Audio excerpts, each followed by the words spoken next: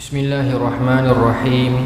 Alhamdulillahilladzi khalaqal mauta wal hayata liyabluwakum ayyukum ahsanu amala wa huwal azizul ghafur. Ashhadu an la ilaha illallah wa ashhadu anna Muhammadan abduhu wa rasuluh. Wa nusalli wa nusallim ala sayyidina Muhammadin wa ala alihi wa sahbihi ajma'in. Radina billahi rabba wa bil islami dina wa bi Muhammadin nabiyyan wa rasulah. Tuan-tuan puan-puan muslimin muslimat yang dirahmati Allah, Assalamualaikum warahmatullahi taala wabarakatuh. Alhamdulillah, pertama dan semestinya kita merafakkan kesyukuran kepada Allah Subhanahu wa taala dengan limpah kurnia daripada Allah. Tuan-tuan puan-puan, malam ini dapat kita menyambung semula kuliah kita setelah 3 bulan lebih tempoh PKP oleh kerajaan, memandangkan kita berhadapan dengan wabak Covid yang mana kita masih belum menang. Hari ini ada kluster baru pula di Sarawak. Kita doakan mudah-mudahan kesudahan yang baik bagi mereka, insya-Allah. Tuan-tuan, saya tak mau pergi mukadimah lama lah sebab kita tempoh yang terhad sampai azan isyak saja kot, saya difahamkan. Tapi tak tahu ustaz, masjid ni macam mana azan isyak sampai azan isyak, maknanya isyak 8.50 lebih, 8.52, saya ada lagi 40 minit boleh kot, insya-Allah. Tuan-tuan, saya duk bincang dengan Ustaz Khairul Fitri. Selepas tempoh PKP ni saya nak selaraskan balik kuliah. Itu ada masjid dan surau yang saya terpaksa berhenti sebab faktor masa. Ada yang bertindih kitab. Jadi ada kitab yang dibawa ke 3-4 masjid dan sebagainya. Maka saya bincang dengan Ustaz Khairul Fitri, untuk Masjid Bajak Song ni malam pertama ni kita tukar kitab baru lah selepas 3 bulan. Kisah sirah para nabi tu saya bawa lagi, tapi tak tentu lagi di mana tu ada satu tempat. Tetapi untuk Bajak Song kita bawa kitab Riyadhus Salihin Al-Imam Nawawi. Jadi tuan-tuan yang hadir pada malam ini malam ni merupakan malam yang pertama kita nak mukadimah daripada hadis yang pertama lah, insya-Allah. Banyaklah hadis-hadis dalam ni, ribuan. InsyaAllah lah, tengoklah siapa panjang umur kan. Mudah-mudahan kita pakai panjang umur belakang sampai selesai khatam lah. Hadis pendek-pendek yang dihimpun oleh Al-Imam Nawawi. Ada juga banyak tapi tak banyak lah.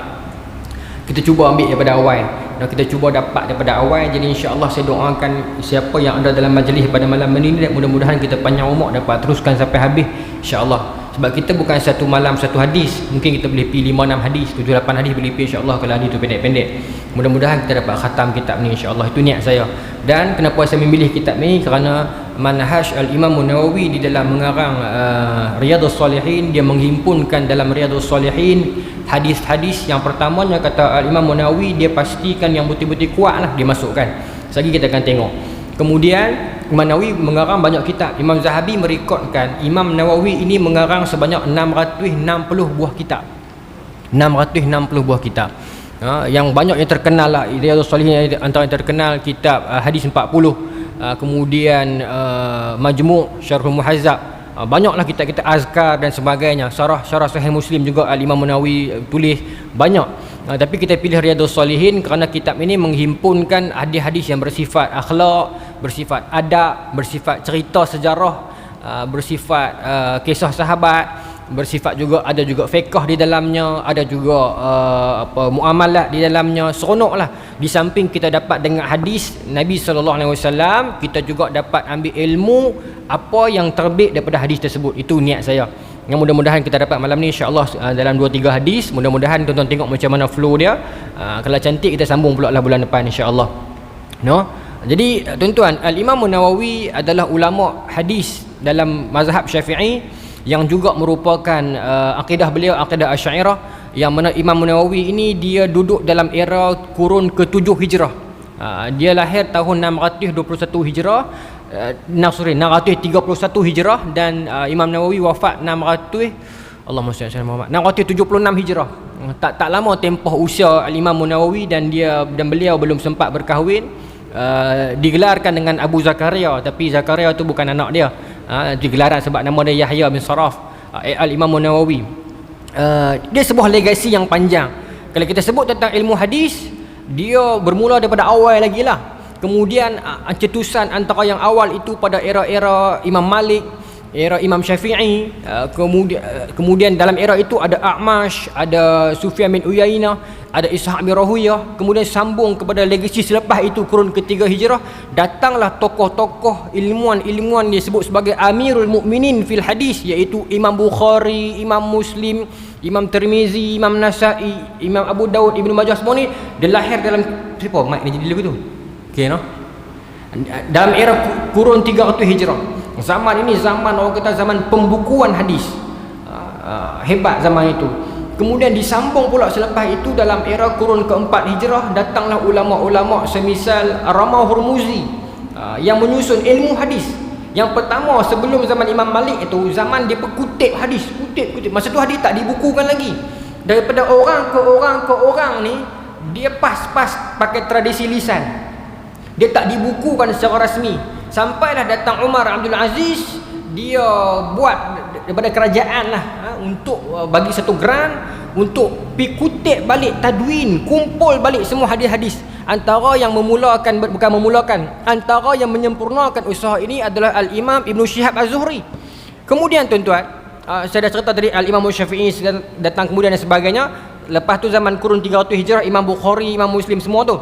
Sampai kurun keempat hijrah, zaman 300 lebih, 376 lebih kurang, ada Ramah Hurmuzi yang mengarang Muhaddisul Fasil Bainar Rawi wal Wa'i. Bermaksud tadi mula-mula himpun, lepas tu bukukan zaman Imam Bukhari. Zaman Ramah Hurmuzi start dah bincang. Bila kita dah bukukan, nak bincang pula apa yang terkandung dalam hadis tu. Jadi lagu tu pula bincang. Lepas tu dia mai zaman Khatib Baghdadi, bincang pula status hadis, takut ada orang pereka tambah dan sebagainya, kelas balik satu.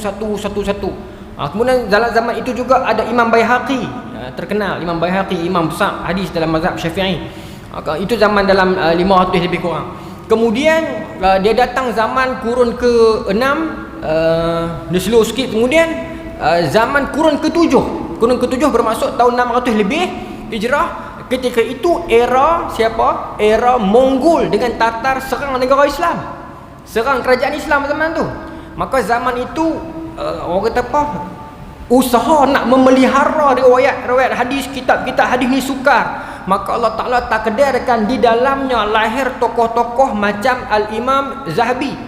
Imam Zahabi karang banyak kitab-kitab, daftar nama ulama. Sebab takut hilang daripada dalam rekod kita, sebab Mongol dia main, dia bakar habis semua. Kerana itu Allah Ta'ala lahirkan Imam Zahabi zaman-zaman itu. Kitab-kitab dia macam Syiar A'lamun Nubala, Tazkiratul Huffaz, banyak kitab-kitab Imam Zahabi, Mizan I'tidal, yang tulis nama-nama seorang-seorang perawi yang terlibat dalam hadis ni. Dan dalam era ini juga ada Al-Imam Nawawi. Lepas pada zaman itulah datang Ibnu Katsir, datang Ibnu Hajar Al-Asqalani, kemudian era hujungnya datang Al-Imam Suyuti. Itu sebuah perjalanan yang panjang. Dan Imam Nawawi duduk dalam era kurun ke-7 hijrah, era yang mencabar, era yang Mongol ada, Tatar ada, serang bunuh orang Islam. Allah Ta'ala lahirkan Imam Nawawi yang mana dengan takdir Allah yang cukup indah, sampai hari ini tahun 2020 Masehi, kitab-kitab Al-Imam Nawawi dibacakan di semua masjid atas dunia. Tak kira lah kitab apa pun. Tapi kalau kita nak cari satu masjid atas dunia yang di dalamnya tidak ada langsung dibacakan kitab Imam Nawawi, tak ada. Semua mainlah corok-corok baling ke mana kak, mesti ada pengajian yang mereka ambil guna kitab Imam Nawawi. Hebat Allah Ta'ala takdirkan kepada Al-Imam Nawawi ini. Sampai hari ini kita baca kitab dia, meskipun usia beliau tak panjang, tetapi keberkatan usia yang ada padanya itu. Setengah orang umur panjang tapi tak ada apa kan. Tapi Imam Nawawi umur tak nak panjang, tak sempat berkeluarga dan sebagainya, tetapi keberkatan umur yang ada padanya itu menyebabkan sampai hari ini tulisan-tulisan beliau masih dibaca. Saya nak pergi terus insya-Allah 8.20. Kita pergi terus kepada hadis yang pertama terus lah. Mukadimah tadi tu kira dia dah tu. Masuk bab pertama. Bab ada banyak, ratusan bab, hadis ribuan bab. Okay. Malam ni kita masuk bab nombor 1 sekali. Dalam tu ada belasan hadis. Tengok setakat malam ni kita boleh pergi berapa hadis. Boleh nak tuan-tuan? Insya-Allah. Kalau tuan-tuan follow sampai habis nanti insya-Allah menarik, pasal dia ada berkaitan dengan fiqh, berkaitan dengan sirah, berkaitan dengan ilmu yang kita guna hari-hari. Baik. Okey. Imam Nawawi memulakan bab pertama ini, dia namakan kitab pertama ini dengan Babul Ikhlas wa ihdarin niyah fi jami'il a'mal wal aqwal wal ahwal al barizatil wal khafiyah. Bab ikhlas dan menghadirkan niat di dalam amalan kita, percakapan kita, perbuatan kita, dan di dalam keadaan nyata dan khafiyah, yang sembunyi ataupun takut.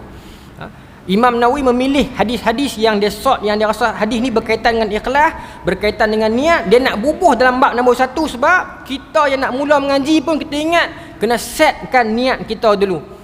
Apa pun perbuatan dihitung dengan niat. Niat ini nawa yanwi niyatan. Niat ni makna dia apa? Lintasan, ataupun dalam istilah ulama yang mengatakan disebut sebagai mutlaqul qasdi. Mutlaqul qasdi ni idghafah kan. Mutlaqul qasdi iaitu sahaja semata-mata, tu bahasa Melayu dia. Sahaja yang semata-mata sahaja tu. Tu niat. Nak abang tak reti. Tu kita nak sembahyang sahaja, aku sembahyang maghrib sahaja tu lagu mana tu? Nak tengok ni segini. Qasdi, qasad itu. Di mutaf ili dia qasad itu sendiri niat dah, tapi mutlaqul qasdi tu bermakna dia niat, bermaksud sahaja yang semata-matanya sahaja. Tu niat. Makna tak ada lain dah, niat dah yang tu. Kepentingan niat ini dalam hadis yang diriwayatkan oleh Imam Baihaqi daripada Anas bin Malik sebut, kata Nabi SAW, la amala liman la niyata lahu. Tidak ada amalan tanpa diniatkan di dalamnya. Amalan kebajikan lah. Contoh, tuan-tuan, kita pergi terjun kolam dalam keadaan tidak bersuci kan. Kita pergi terjun kolam, mandi. Ayak rata dak situ badan, rata habis ni. Tapi seronok mandi. Mangkit main badan jadi suci tak? Suci lah secara zahir, secara dalamnya tak suci. Pasal dia tak niat mandi wajib. Tapi kalau member dia seorang lagi yang badan tak suci, dia pergi terjun kolam dengan niat mandi wajibnya itu, dia keluar suci tak? Suci. Pasal mandi wajib ni tak ada tertib, kan? Tak ada tertib. Walaupun dua-dua orang buat benda yang sama, dua-dua orang itu ayak sampai ke seluruh anggota badan, tapi seorang keluar dalam keadaan bersuci, seorang lagi keluar dalam keadaan serupa, mandi serupa biasa ya. Pentingnya niat tu. Ya, pentingnya niat itu. Ada orang bagi duit kat orang susah, tak ada niat apa pun, saja suar ya. Ada orang dengan niat dia nak bantu orang susah itu, maka dia dapat pahala bantu sedekah tu. Yang seorang lagi tak dapat ke ustaz? Tak tahu nak kata lah. Pasal niat ini dia bukan sahaja aku sedekah dekat dia ni kan, tak ada. Dia lintasan. Kadang-kadang kita tak terlintas apa-apa, tapi suar tu maknanya niat nak bagi dah lah. Pasal tu persoalan niat itu persoalan yang besar, sampai Imam Nawawi letak pada bab yang awal. Dan hadis yang akan kita baca saat lagi ni, Imam Bukhari sendiri letak pada hadis yang awal juga dalam sahih dia. Ya, benda yang penting, niat ni. Baik. Semula lah no. Imam Nawawi memulakan dengan firman Allah Subhanahu Wa Taala. Dia umai 2-3 firman Allah Subhanahu Wa Taala, kemudian dia sambung dengan hadis yang pertama.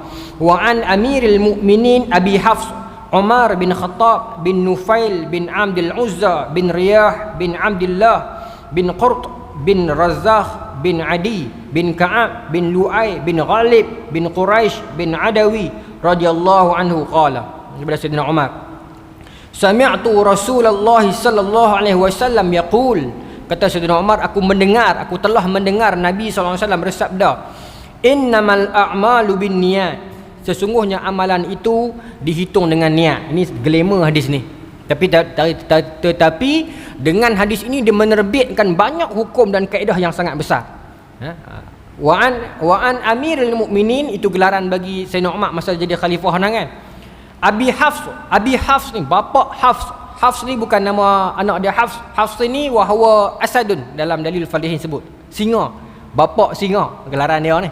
Ya, bapa singa, cingir Sayyidina Umar ni. Sampai Nabi kata kalau jalan yang Sayyidina Umar lalu, syaitan akan pilih jalan lain. Cengir dia.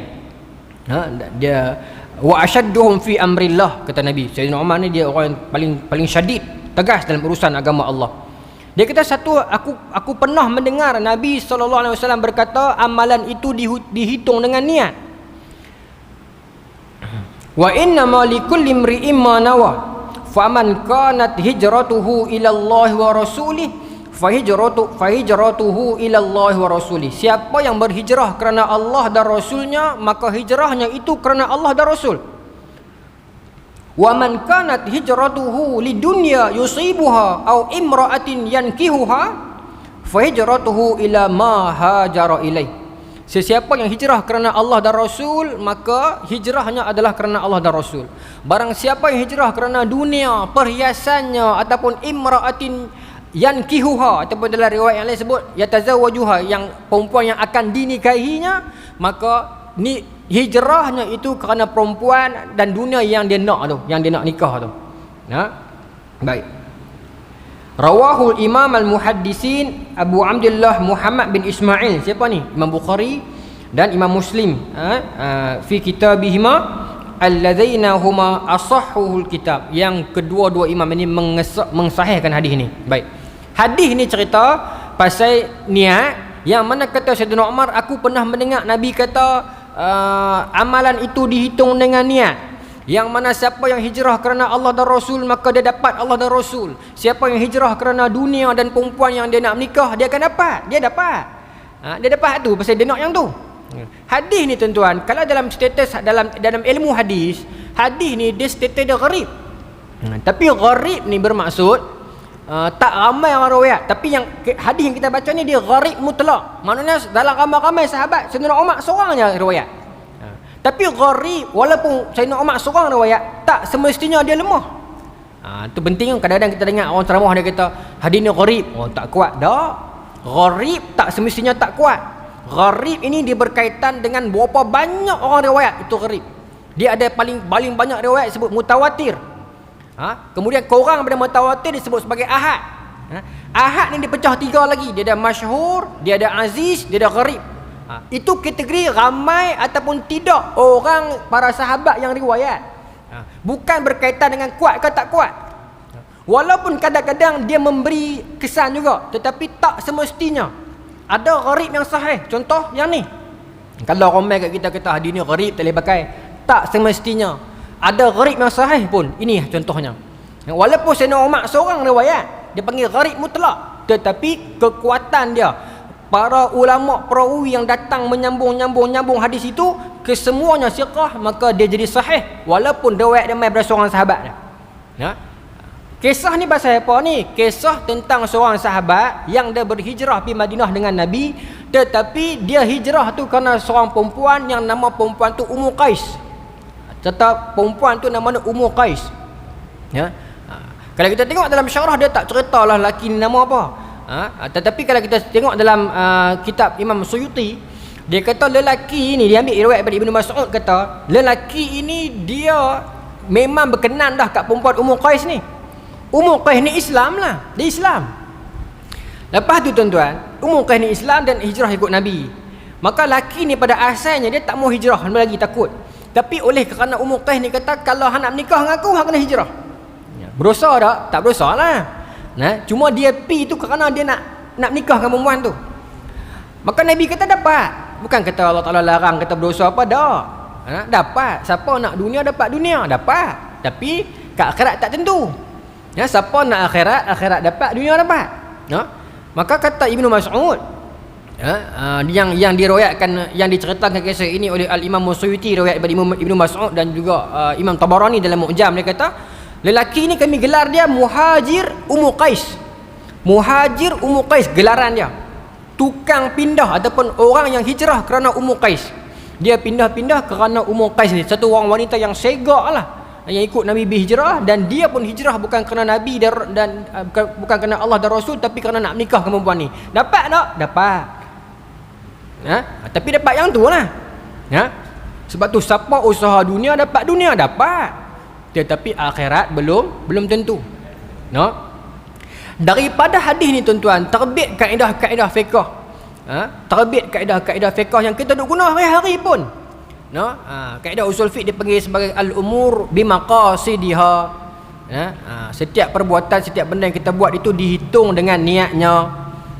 Kita buat apa-apa pun atas niat kita tu, dihitung dengan niat. Dalam hadis yang lain, siapa yang niat nak buat baik, kemudian dia buat, Allah Ta'ala bagi pahala. Bila dia buat, Allah Ta'ala ganda lagi pahala tu kan, 10 kali ganda. Siapa yang niat buat jahat, Allah Ta'ala bagi dosa lagi, tak bagi lagi. Allah Ta'ala punya baik, tak bagi lagi. Terima kasih. Dia niat nak buat baik, tak dan buat, okey, dia niat nak buat baik, dapat pahala dah satu. Lepas tu dia pergi buat kebaikan itu, Tuhan gandakan 10 kali ganda pahala. Baik, yang nak buat baik. Orang pula dia niat nak buat jahat, dapat lagi dosa? Tak dapat lagi. Lepas tu dia pergi buat dosa tu, jahat tu, Tuhan bagi tak dosa? Bagi. Berapa? 10 ke? 1. Di situ saja yang baik dah menang 10-1 ya. 10-1 dah.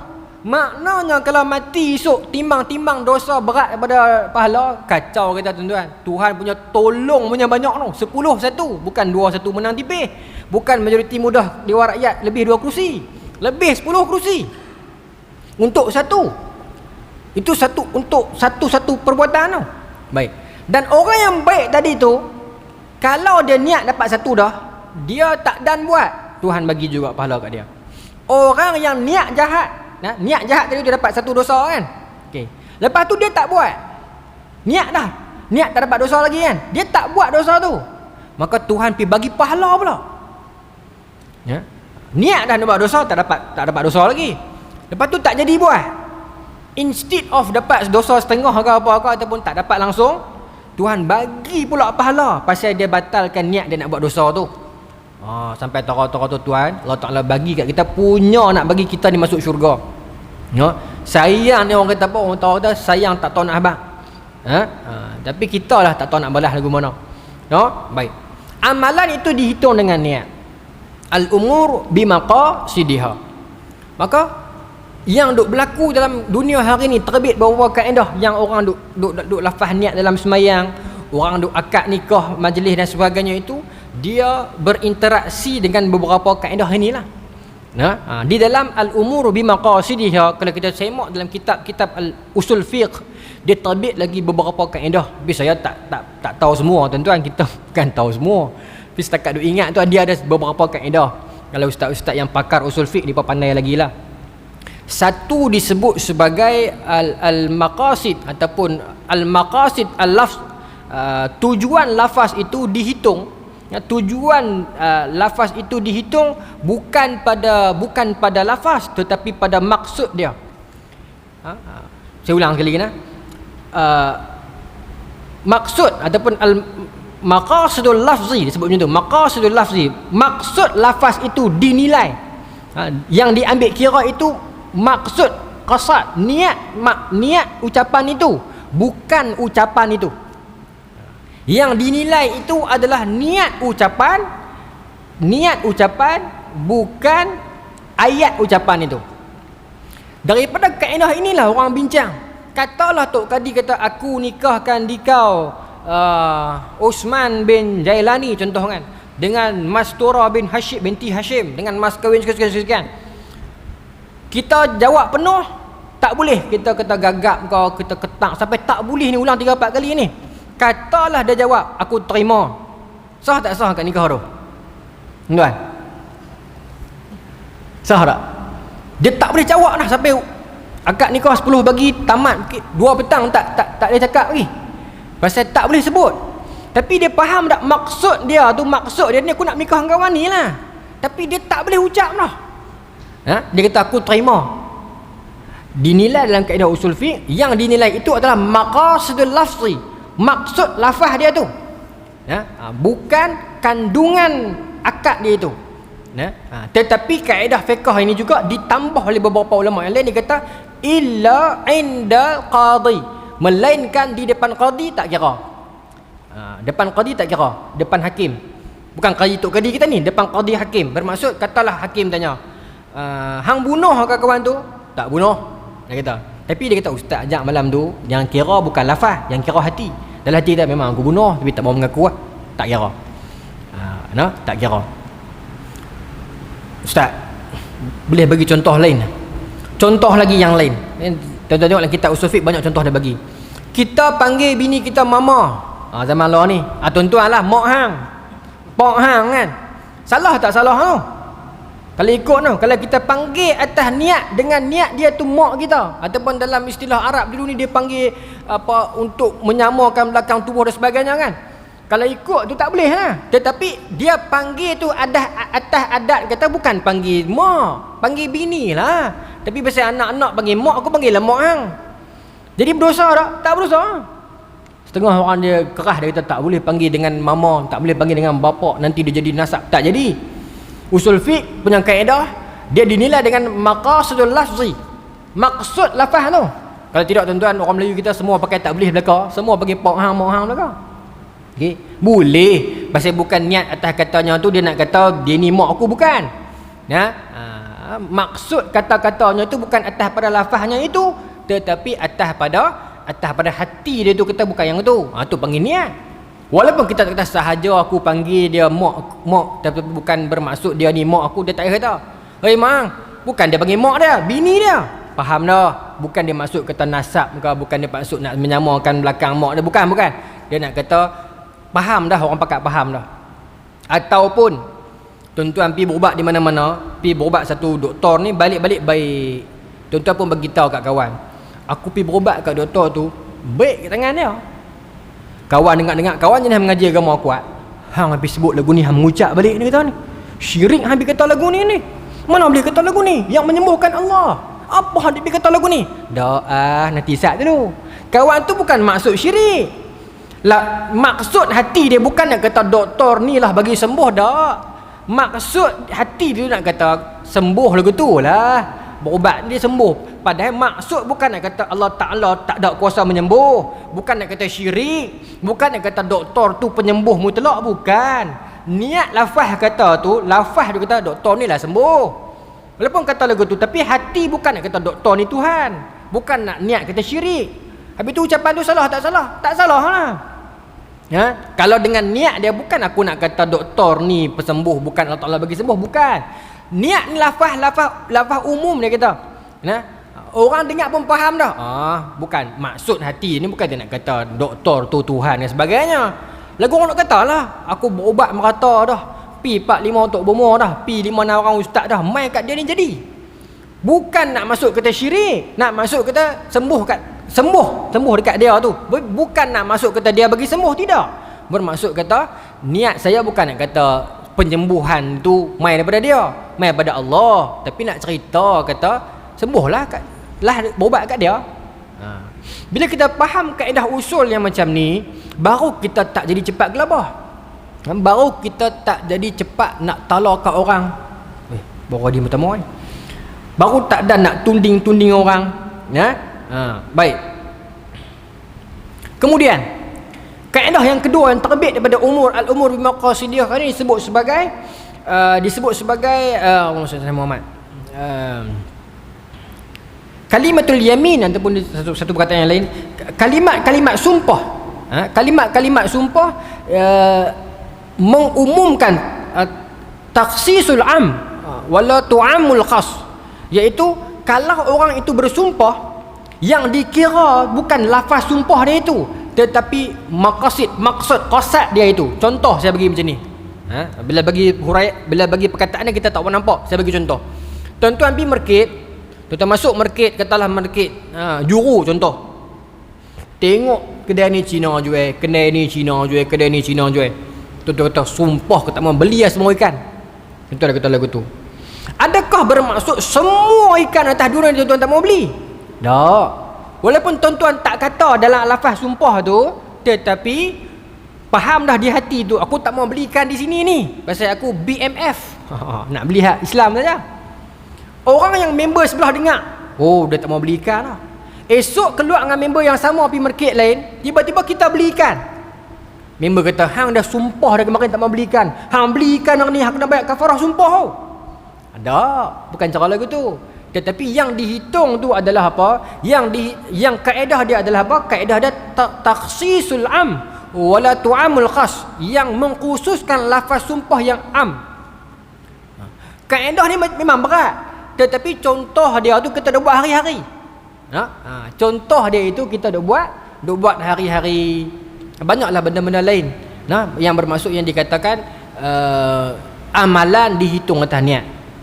Contoh yang lain, orang tanya, kita semayang, niat kita tu kenapa sahaja aku semayang maghrib semua tu lah kan, tapi kita tak niat rokok, kita tak niat sujud, kita niat semayang lah, boleh ya? Ada orang tanya lagu tu Ustaz, pasal ada yang saya sebut contoh ni. Saya cari-cari tengok, rupanya ada orang tanya soalan tu.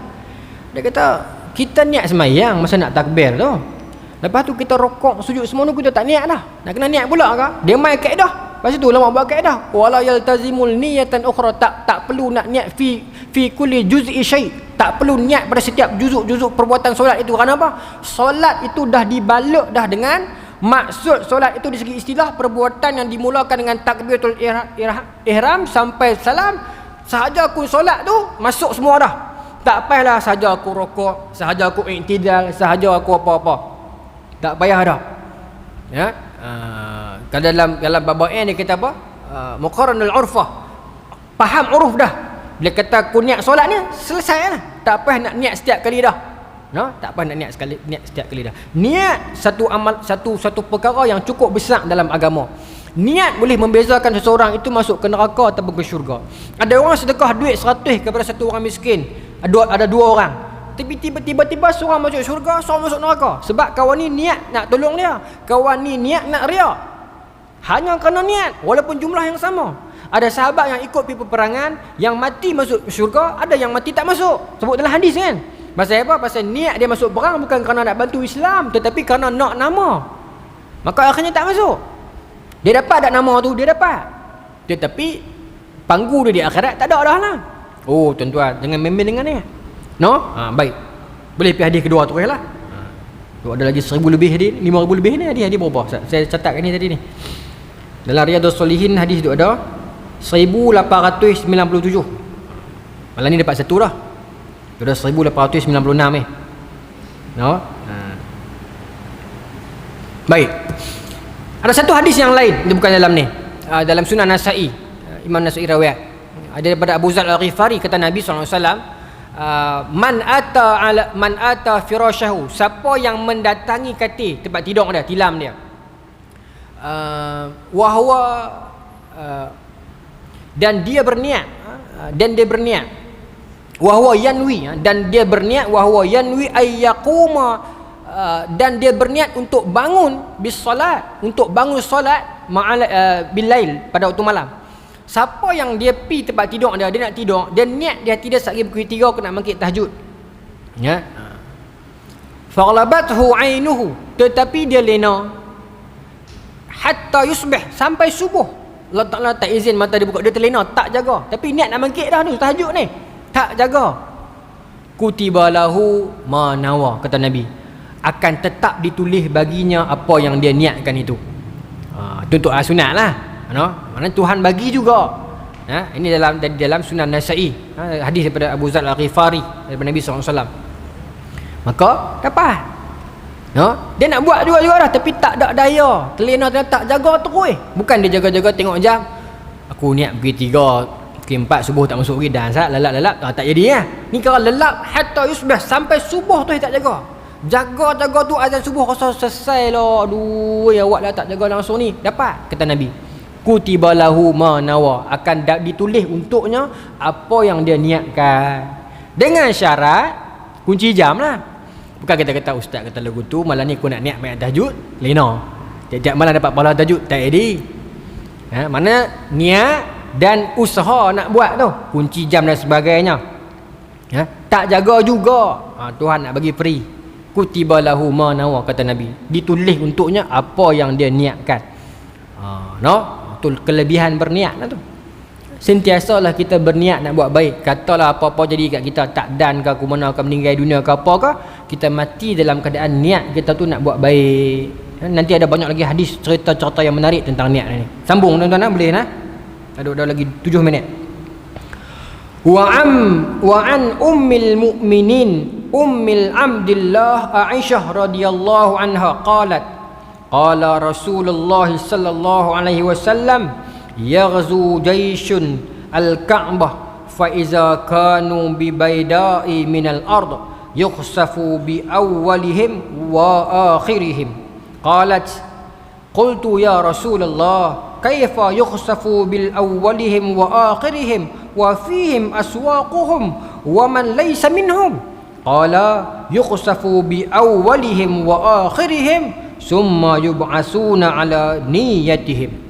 Kata Aisyah, satu hari Nabi cerita kat dia, ada sekumpulan tentera yang nak pergi serang Kaabah. Dalam syarah dia sebut, dia bincang pendapat beberapa orang sahabat, kata tentera ni siapa. Ada kata tentera Hajjaj nak serang Abdullah bin Zubair. Tetapi ada kata bukan, ada kata tentera tu tak main lagi, ada kata tentera-tentera Dajjal dan sebagainya. Tak dibincangkan, tak disebut secara mutlak siapa tentera tu. Tapi Nabi kata ada tentera yang dia nak pergi serang Kaabah. Dalam hadis ni kata daripada Ummul Mukminin, ibu orang Islam, Siti Aisyah, mak kita, Ummu Abdullah, mak Abdullah, Aisyah. Siti Aisyah tidak ada anak nama Abdullah. Abdullah ni siapa? Anak saudara Siti Aisyah. Siapa? Abdullah bin Zubair. Bila dikatakan Siti Aisyah, memang dipanggil juga dengan Ummu Abdullah, mak Abdullah. Abdullah tu Abdullah bin Zubair, anak kak dia Asma tu. Jangan kita kata oh Siti Aisyah nama dia Ummu Abdullah, maknanya dia ada anak nama Abdullah. Tak ada, anak saudara. Baik. Kata Nabi akan ada tentera nak mai serang Kaabah. Lepas tu bila depa lalu kat satu kawasan disebut sebagai bi baida'in minal ard. Baida' ni dia kata ma fi syai'in, tak ada apa atasnya, lembah yang kontang tu yukhsafu bi awwalihim wa akhirihim. Bila dia sampai kat satu lembah yang kosong tu, Allah Ta'ala akan tenggelamkan, musnahkan mereka semua daripada yang depan sampai yang last sekali, Nabi kata. Maka kata Aisyah, ya Rasulullah, bagaimana Allah Ta'ala boleh musnahkan semua? Sebab bukan semua tu main nak perang, bukan semua dalam tu main nak robohkan Kaabah. Mungkin ada dalam kalangan mereka, kata Aisyah, mungkin ada dalam kalangan mereka wa fihim aswaquhum wa man laysa minhum. Mungkin ada orang yang dia pi tu aswaq, sauq apa? Pasar. Maksudnya orang yang niaga, bisnes. Mungkin dia ikut tentera tu bukan dia nak pi perang dengan orang Mekah, tetapi dia ikut tentera tu pasal dia bawa burger stadium. Bawa burger. Jenis bangsa menyiaga ni mana apa dah. Bangsa menyiaga ni tuan-tuan, mana apa dah. Bagus pun bagus jugalah, tapi ada part yang tak bagus. Kadang-kadang kita tulis status kat Facebook tu, status sedih tentang kematian ulama apa ni, dia komen, siapa nak beli bateri kereta? Allah, dia tak peduli langsung. Mana can dia boleh komen menyiaga, dia nak komen menyiaga. Ada juga jenis ni. Dunia nak terbalik pun aku kira menyiaga aku ya. Ada juga. Tapi menyiaga ni bagus. Maka kata Aisyah, dalam tu ada orang menyiaga, ada orang singgah lalu saja, kebetulan duduk satu line dengan geng-geng tentera ni. Allah Ta'ala nak hukum tentera ni. Pasal apa? Dia berkena sekali, Aisyah kata. Maka kata Nabi, semua kena. Tetapi summa yub'asawna ala niyatihim. Tetapi nanti di akhirat mereka akan dibangkitkan berdasarkan niat masing-masing. Ada satu hadis yang lain nak sokong hadis ni, tak ada dalam ni. Daripada Ibnu Umar, kata Nabi SAW, iza anzalallahu biqaumin azaban, ketika mana Allah Ta'ala nak jatuhkan sesuatu azab kepada sesuatu kaum, asabal azab, azab itu akan kena man fihim, man kana fihim, akan kena kepada semua yang datang tu. Summa ba'asawna ala niyatihim. Sahih hadis ni. Tapi dia akan dibangkitkan atas niatnya. Contoh, Allah Ta'ala nak turunkan satu azab dekat orang Pulau Pinang. Tak baik kata itu, tak baik. Katalah orang pulau tak payah pulau lah, negeri A, pasal ada buat maksiat di tepi pantai, kata Allah Ta'ala hantar tsunami, beram. Bukan kata kena dekat disco tu saja, kena dengan masjid-masjid sekali. Tok-tok imam yang ada dalam tu kena sekali. Kita orang luar yang tengok kejadian tu, kita tak boleh kata tu dia hamba tengok Allah Ta'ala bagi bala semua pakat kena habis dah. Dah, memang kena, kata Nabi. Asabal azab, akan kena azab man kana fihim, siapa yang ada kuliah tu memang semua akan kena. Summa ba'asau, tetapi nanti dibangkitkan ala niyatim, atas niat masing-masing. Walaupun dia kena sekali azab tu, jangan kita cerca dia sekali, pasal kita tak tahu masing-masing kat situ. Contoh, tuan-tuan tengok berita dekat internet ke, dekat TV ke, sebuah disko terbakar. Tuan-tuan janganlah kata habislah pok-pok ni mati terbakar dalam disko, padan muka. Kita tak tahu yang terbakar dalam tu mungkin ada orang yang dia pergi turut pok dah tak mau balik. Dia pergi turut pok dia, terbakar sekali dengan dia. Kita tak tahu. Kalau kita ikut akhlak Islam, tuan-tuan, insya-Allah tak gaduh bermusuh dengan orang, tak gaduh dengan orang. Pasal sentiasa mendahulukan sangkaan baik. Saya ingat dulu cikgu saya di sekolah, dia tabligh, dia kata guru dia pun ajak ni apa, hatta sampai orang yang terjun daripada jambatan pun jangan cela dia walaupun dia bunuh diri. Pasal kita tak tahu saat akhir dia masa tengah duk bergelumang dalam laut tu, dia mengucap ke, dia istighfar ke, tapi tak boleh terbang, tak boleh naik atas balik dah. Lemah lagu tu ya. Tak tahu. Ya. Selesai dah amalan dia. Kita boleh kata perbuatan tu tak betul tetapi dia mati tu lagu mana ustaz? Tak tahu nak kata lah. Tetapi perbuatan tu tak betul. Tetapi dia mati tu wallahu taala alam. Pasal kita tak tahu. No? Kita tak tahu masing-masing. Memang kenal sekali, tapi masing-masing bangkit dengan pahala masing-masing. Kena berhenti dah kah? Tepat-tepat no. Sayang nak pergi satu lagi ni. Boleh main ronda tak? Boleh tak? Satu lagi ya? Saya nak perhabis sikit ustaz. Satu lagi no. Pasal yang ni saya rasa kenal dengan kita. Kalau boleh borok satu hadis ni lah tinggal. Baik. Saya pergi cepat. Satu hadis lagi ni, pasal nanti tuan-tuan bulan depan kalau tuan-tuan berasa macam seronok lah ustaz kitab ni, tuan-tuan beli. Bukan beli kat saya lah, kedai merata dah. Arab pun tak apa, Melayu pun tak apa, dua-dua pun tak apa, bahasa Inggeris pun tak apa. Kita tanda satu lepas dah. Seronok lah. Semua ada 1897 hadis. Tadi berapa dah? 1, 2, 3 dah kan? 1, 2, yang ni 3. Baik. Saya terus Wa an Abi Yazid Ma'ni bin Yazid bin Akhnas radhiyallahu anhum wa huwa abuhu wa jadduhu sahabiyun. Daripada Abi Yazid, yang ni nama dia Ma'an bin Yazid bin Akhnas. Kata dalam hadis ni tiga orang daripada ni sahabat. Ma'an ni dia sahabat kecil. Dia meninggal dunia tahun 64 Hijrah, zaman Marwan bin Al-Hakam. Dia kecil macam ni. Okay, maknanya Tok Wan dia jarang jadi sahabat Nabi, Pok dia sahabat Nabi, dia pun sahabat Nabi, bermaksud dia kecil lah. Baik. Dia cerita. Qala, dia kata, kana abi, ayah aku Yazid, Pok dia nama Yazid. Satu hari Pok aku akhraja dananir. Dananir ni jamak kepada dinar, duit. Satu hari ayahku keluarkan duit, yatasaddaqu biha, untuk nak sedekah. Dia cerita. Ni anak dia cerita. Ma'an ni cerita. Satu hari pak aku Yazid ni, dia keluar duit, dia nak sedekah kat orang. Fa wada'aha inda rajulin fil masjid. Kemudian dia bawa duit tu pergi masjid, dia sedekah kat satu orang lelaki. Dia bagi kat satu orang lelaki di masjid. Ni dia cerita. Fajik tu, kemudian aku pun pergi kat lelaki tu, kat pakcik tu. Fa aqaztuha, aku pergi ambil. Aku ambil duit tu. Fa ataituhu biha. Hu ni domain ni pergi pada pak dia balik. Kemudian aku bawa duit tu, aku pergi kat pak aku balik. Ha ni adalah duit tadi tu. Aku pergi kat pak aku, pak ni duit cik dapat lah. Orang sedekah di masjid. Duit dapat, duit pak dia lah. Maka pak dia kata, wallah, demi Allah, ma iyyaka aradtu. Bukan ni yang aku nak. Aku bukan sedekah kat hang. Hang nak aku sedekah apa, aku bagilah nafkah. Allahu akbar. Pak dia marah pasal aku niat nak sedekah, hang pergi kacau daun. Jadi aku mana kalau nafkah jadi wajib, kalau sedekah jadi pahala ni, hang pergi ambil buat apa? Dia marah anak dia.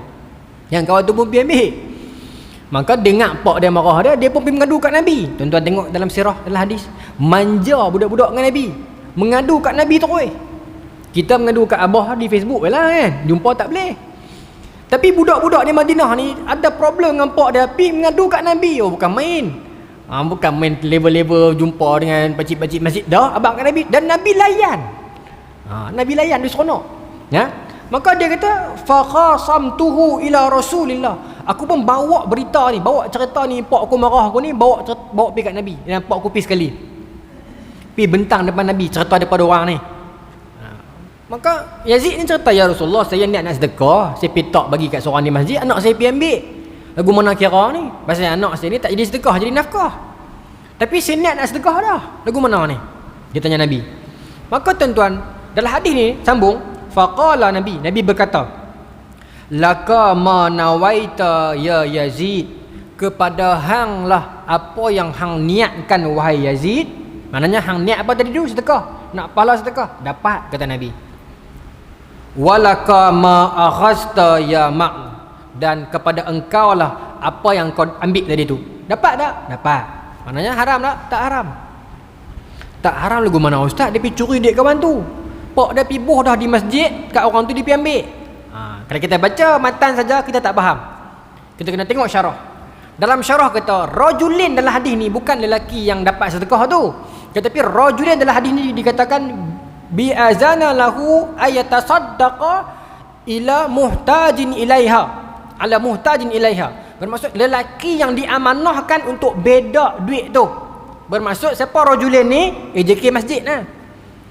Tuan-tuan ada duit, tuan-tuan pergi bagi ke AJK seorang, AJK nak bedak lah. Anak tuan-tuan pergi batok sekali. Jadi tak itu zaman Allah ni? Jadi. Hadis ni jadi kat zaman Allah jadi juga. Maka hak yang panggu anak kita ambil tu dikira pahala sedekah ke dikira nafkah? Sedekah. Kita dapat sedekah, dia dapat duit tu haram ke halal bagi dia? Halal bagi dia. Hak ni pun dapat, hak ni pun dapat. Nabi ra'i dua-dua.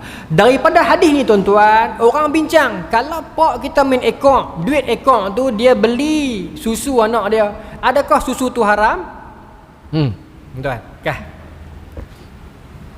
Haram tak? Haram atas pak dia lah pergi beli tu, perbuatan tu haram. Tapi susu tu sendiri atas anak dia tu, dia main kepada tasawuf pula, jadi berkat tak berkatnya lah. Haram tak haram tu tak boleh kira, anak tak tahu apa-apa. Pasal nafkah wajib dia bagi kat anak dia ni.